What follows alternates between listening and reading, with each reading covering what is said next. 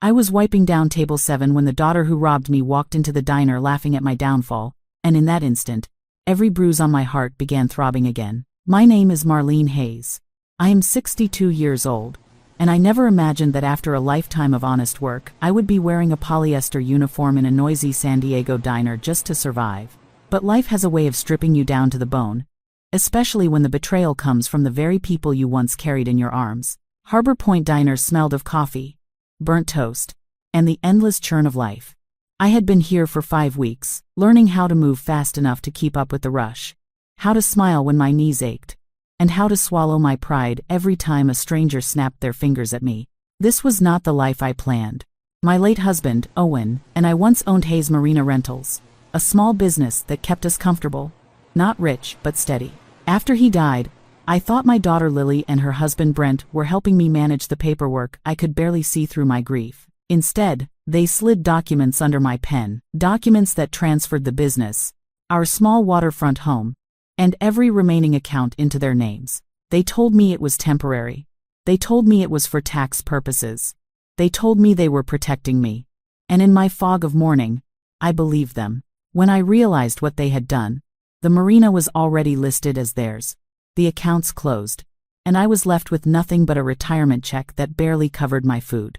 Lily said I was overreacting. Brent said I should be grateful. They both said it was time for me to learn to live smaller.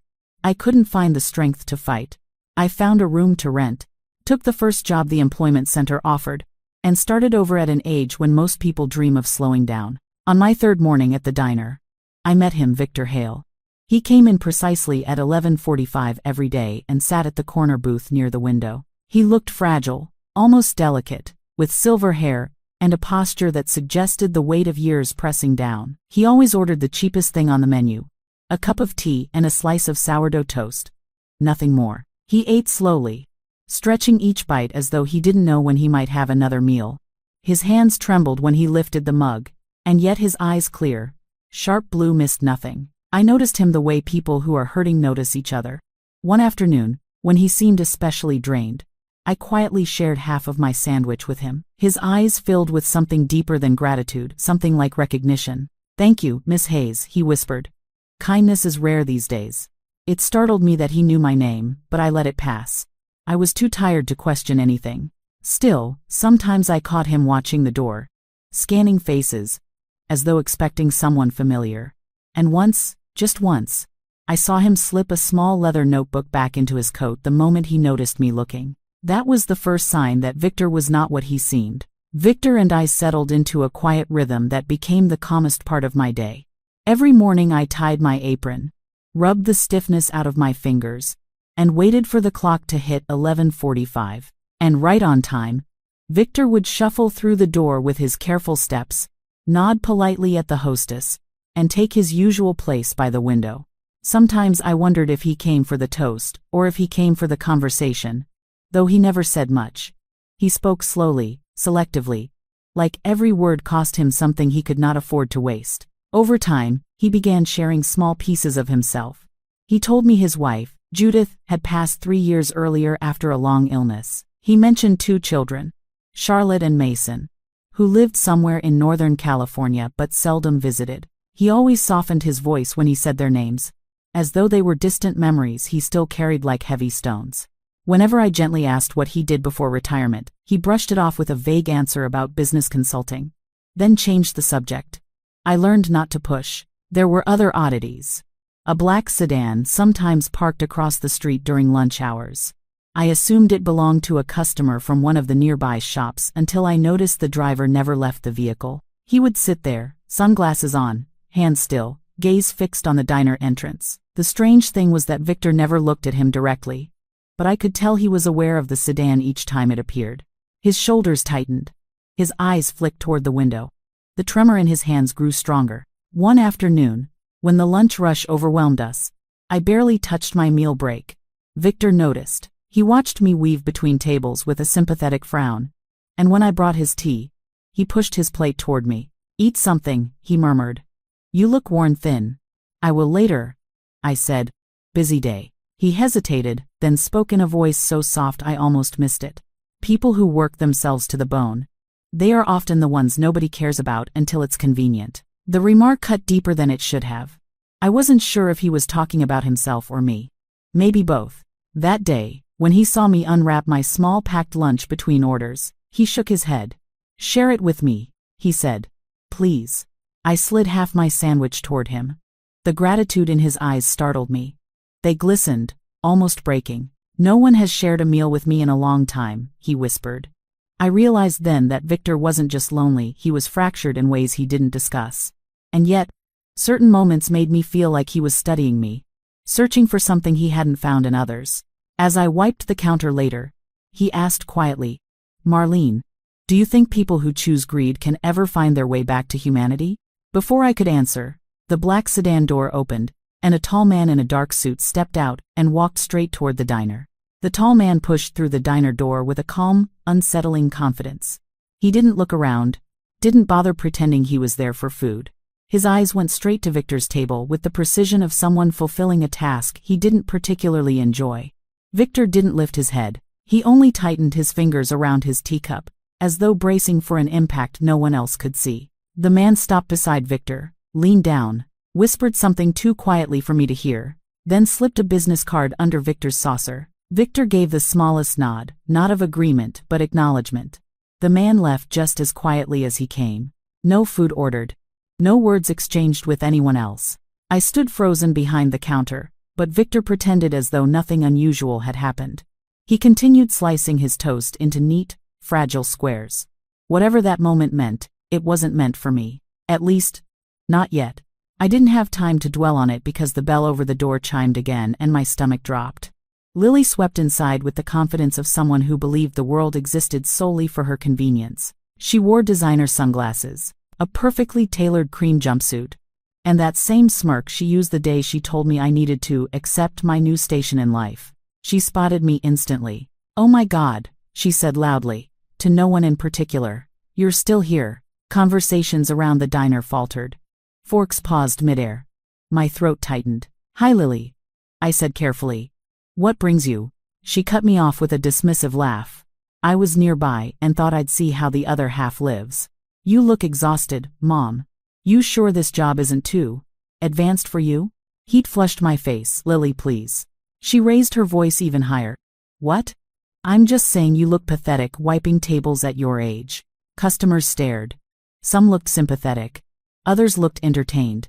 I felt the walls closing in. Then, out of nowhere, Victor stood. It was the first time I had ever seen him rise quickly. The trembling hands, the frail posture, they vanished. He stood straighter than any man his age had the right to. His voice, when he spoke, was ice. "Enough." Lily blinked. "Excuse me."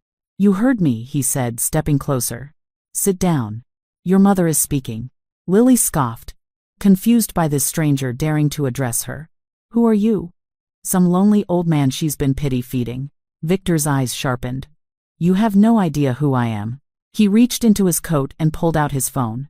The same phone the man earlier had slipped a card beneath. His voice shifted lower, steadier, commanding. "It's Hale. I need a crew at Harbor Point Diner immediately. Entry Protocol 3. 3 words echoed like a warning. Seconds later, the bell rang again. 4 men in discreet tactical jackets walked in and formed a silent perimeter around the diner. Customers gasped. Lily stepped back, suddenly pale. Victor pointed directly at her. "You will not speak to your mother that way again."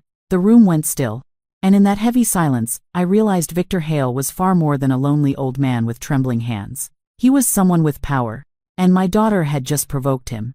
The diner felt frozen in place, like everyone had inhaled at once and forgotten how to breathe. Lily stared at the 4 men flanking the entrance, her bravado collapsing in real time. Victor lowered his phone, his expression returning to that unsettling calm he wore so naturally. But now it carried a steel edge I had never seen before. "Mom," Lily whispered, her voice cracking. "What is going on? Who is this man?" I didn't know how to answer. Because the truth was simple and terrifying, I had no idea. Victor turned to me. His voice softened, but a quiet authority remained underneath. "Marlene, I think it's time we talked somewhere private." He gestured toward an empty booth away from the crowd. The security men remained still, a silent barrier between chaos and order. Customers whispered.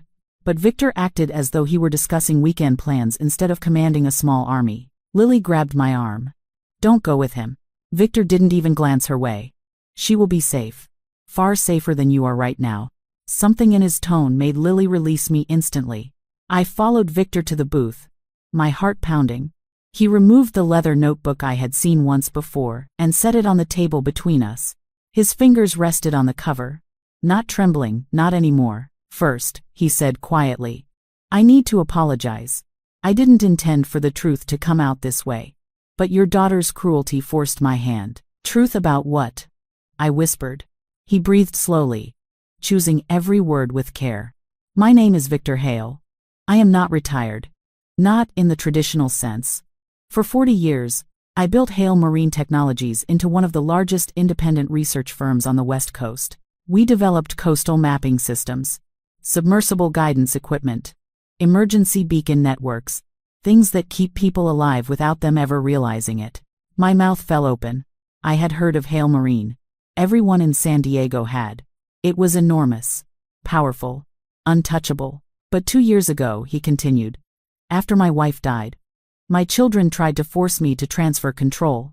They called it succession planning. I called it greed." He looked down, the faintest crack of pain visible, so I walked away. Disappeared.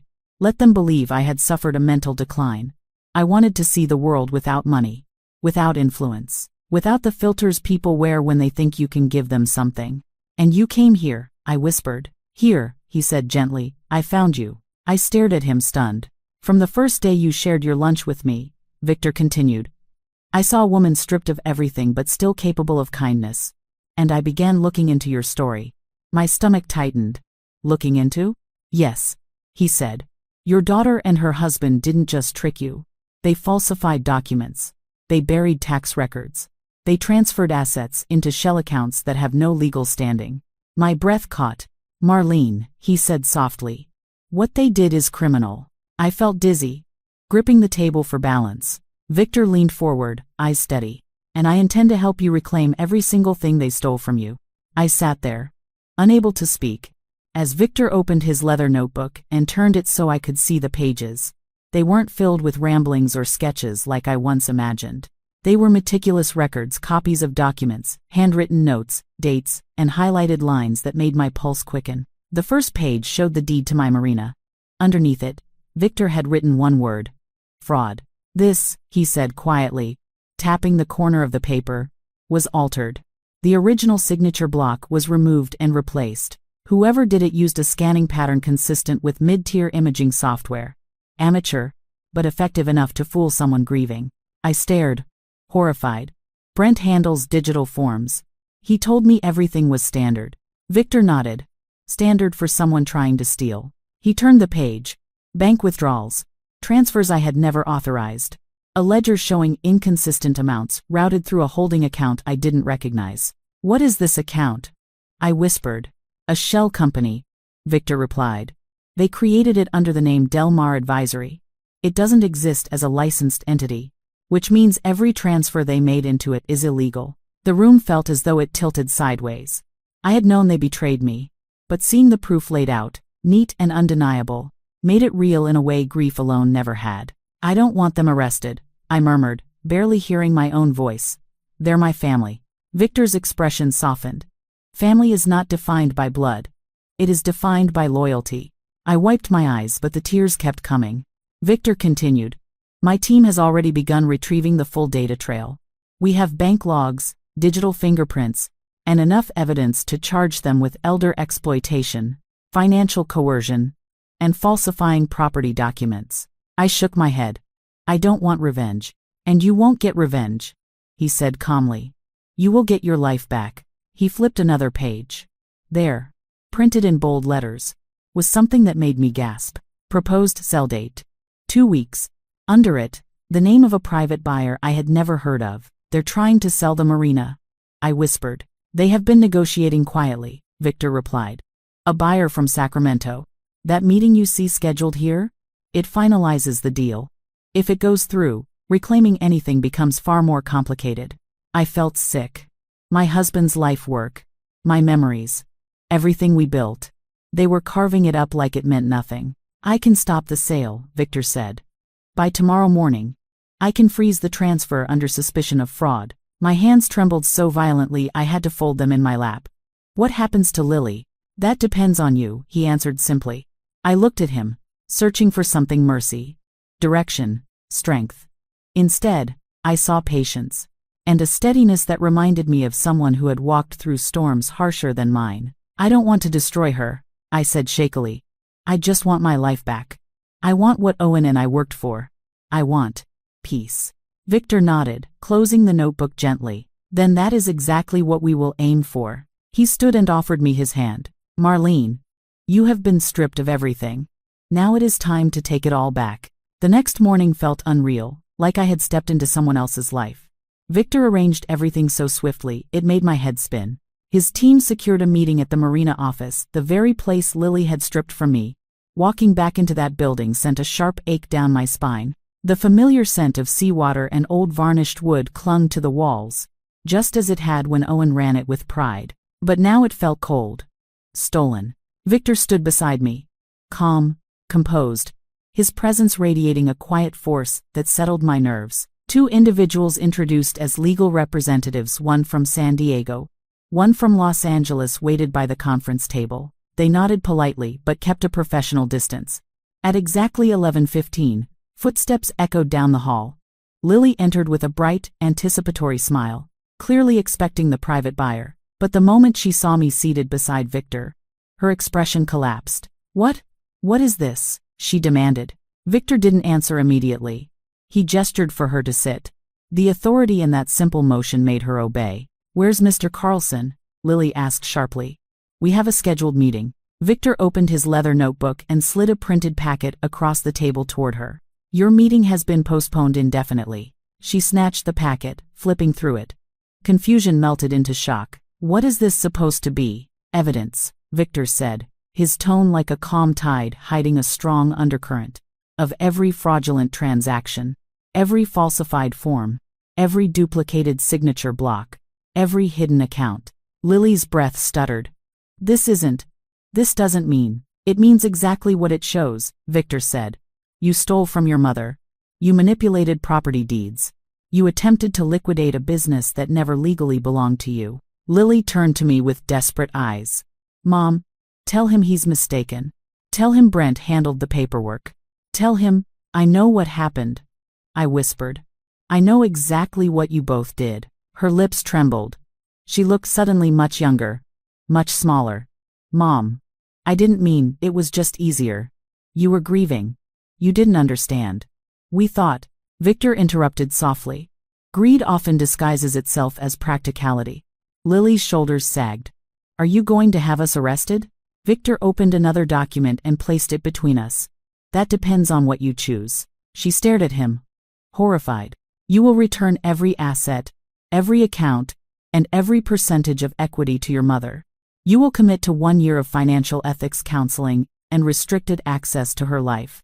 If you comply fully, no charges will be filed." "And if I don't?" she whispered. Victor didn't raise his voice. He didn't need to. "Then your actions qualify for felony prosecution under California codes of elder exploitation, fraudulent transfer of property, and intentional misrepresentation. You will face trial, and prison is a possible outcome." Lily's legs buckled. She collapsed into the chair, tears spilling down her cheeks in shaking waves. "Mom, please," she choked out. "I'm sorry. I'm so sorry." For the first time, I saw the fear in her eyes, not fear of Victor, but fear of what she had become. I reached across the table and touched her trembling hand. "Then sign," I said gently.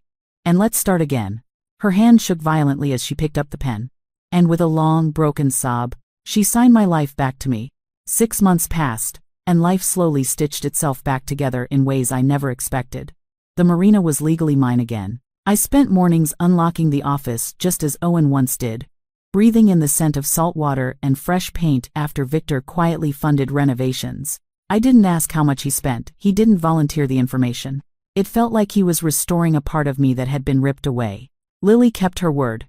She attended counseling, held a modest job, and respected every boundary. Our relationship remained fragile, like touching glass that might crack under too much pressure, but at least it was real. Brent, on the other hand, packed his things and moved out of state. I didn't mourn the loss. Victor visited the marina often. Sometimes with coffee. Sometimes with news from his legal team.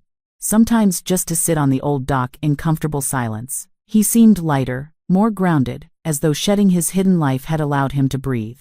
But there was still something unresolved: his children.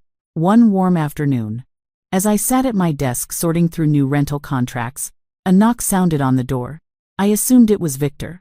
Instead, a tall woman stepped in, wearing a pressed navy blazer and a guarded expression. "I'm looking for Marlene Hayes," she announced. "That would be me." She studied me with cool, sharp eyes.